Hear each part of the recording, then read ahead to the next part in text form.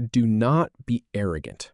If the operating system of King Solomon, the man gifted with divine wisdom, could be hacked, you are just a line of faulty code. Wisdom is not a vaccine against emotional stupidity. It is the expert's blind spot, the deadly trap of believing you are in control while your instincts are being dismantled. Solomon's fall did more than break a man. It tore a kingdom in two. You think you are sober? Solomon thought so too. Wait until you see how this first type of woman will chew you up. In this world, words are not just sounds. They are precision-guided weapons. Proverbs 5, verses 3 through 5, describes a specific type of predator. Her lips drip honey, and her speech is smoother than oil. This is not just romance. It is a systematic dismantling of your defenses. The sweetness acts as a local anesthesia, numbing your judgment before she performs a surgical extraction of your wealth and honor. Men fall for this because they crave validation. But remember this, if a woman who is already committed chooses you, you are not the hero of a love story. You are just the prey in her hunting season. In the end, the taste turns bitter as wormwood, cutting deep like a two-edged sword. Honey is delicious, but are you prepared to swallow it mixed with shards of broken glass? If the first woman steals your wealth through sweetness, the second steals your soul through friction. A home is meant to be a man's fortress, a sanctuary from a world that already wants to bleed him dry. But for many, the front door is not an entrance to peace. It is a gateway to a battlefield. Proverbs 21, verse 9, gives us a haunting visual. It is better to dwell in a corner of the housetop than in a wide house with a brawling woman. Imagine a man sitting alone on a rain-slicked rooftop, shivering in the cold, yet feeling more at peace there than in his own heated living room. Why? Because constant chaos is a slow-acting poison. Proverbs 21, verse 19 reinforces this, claiming the scorching, barren desert is preferable to the company of a contentious and angry woman. When you find yourself hiding in the bathroom or staying late at the office just to breathe, you have already lost the kingdom you built. Constant criticism does not refine a man. It erodes his very identity until he is a ghost in his own hallways. Ask yourself, would you rather be a king in the lonely desert or a slave in a palace filled with screaming? Imagine two oxen harnessed together, pulling a heavy wooden cart. One ox stares at the distant horizon, straining to reach the clouds, while the other fixates on the mud, digging its hooves deep into the dirt.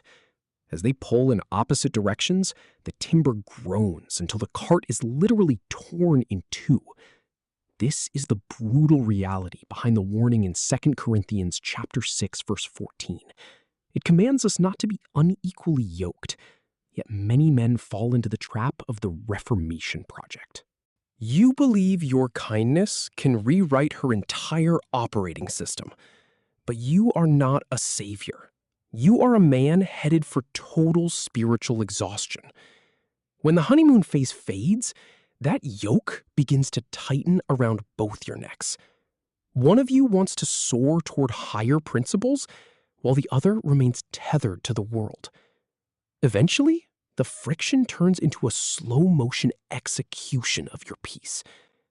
Don't marry a project. Marry a partner.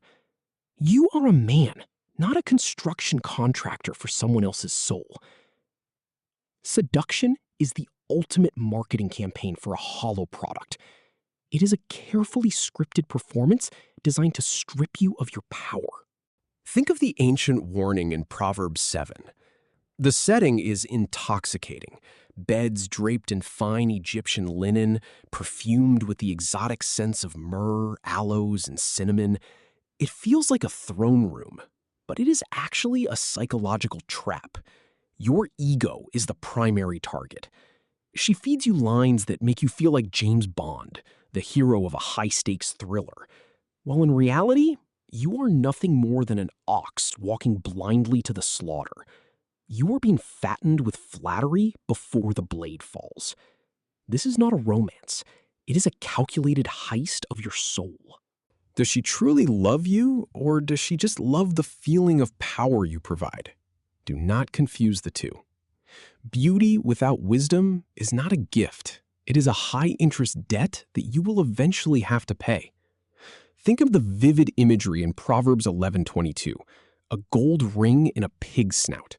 The jewelry is genuine and the gold is pure, but the foundation is fundamentally flawed.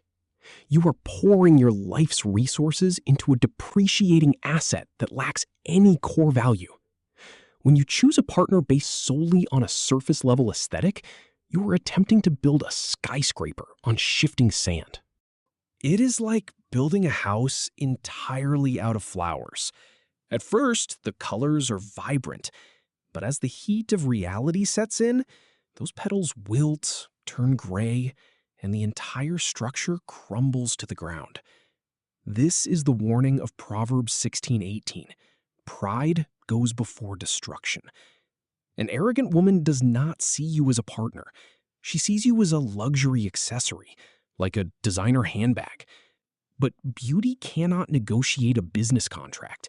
It cannot manage a crisis, and it cannot pay the bills. Are you looking for a wife to help you build a lasting empire? Or are you just looking for a doll to put on display until she inevitably grows old? Imagine a gold prospector standing waist-deep in a freezing, rushing stream. He is sifting through tons of worthless silt and jagged rocks just to find one tiny, glimmering flake of gold. This is the active reality of Proverbs 18:22.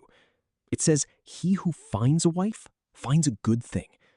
Finding is an intentional, high-stakes hunt, not a passive accident. You are not a victim of your options. You are the architect of your standards. Many men rush into a disaster because they fear the silence of an empty house. But remember, it is far better to be lonely in an empty room than to be lonely inside a toxic marriage. Whether it is the loyalty of Ruth, the courage of Esther, or the spirit of the Proverbs 31 woman, these archetypes are not found by settling. They are discovered by those who refuse to compromise. This video is not about hating women.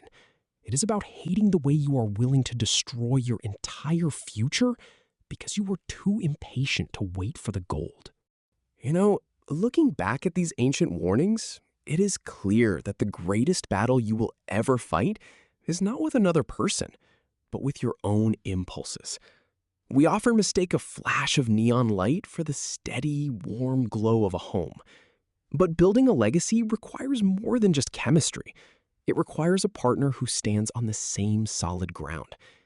The lesson is simple. Do not let a few minutes of intensity rewrite your entire future. Real strength is not found in how much you can conquer, but in what you are brave enough to walk away from to protect your peace. You are the architect of your own life.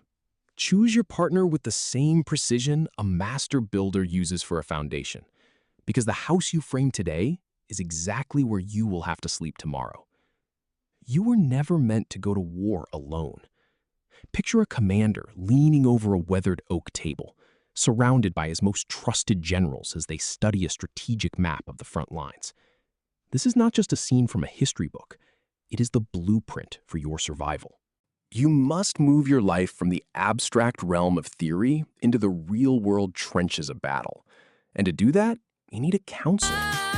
Ancient wisdom in Proverbs chapter 11, verse 14 reminds us that where there is no guidance, a people falls. But in an abundance of counselors, there is safety. When you are blinded by the chemical rush of hormones, your intuition is a compromised witness. If the wise men in your circle, a pastor, a seasoned mentor, or a godly counselor, point to the woman you are pursuing and say she is not the one, you must listen. They are looking at the structural integrity of the foundation while you are distracted by the fresh coat of paint. Remember, loneliness is a terrible advisor that will convince you to trade your destiny for a temporary fix. Do not let the hunger of a single night destroy the legacy of a lifetime. Send this to a brother who is currently blinded by infatuation before he makes a mistake he cannot undo.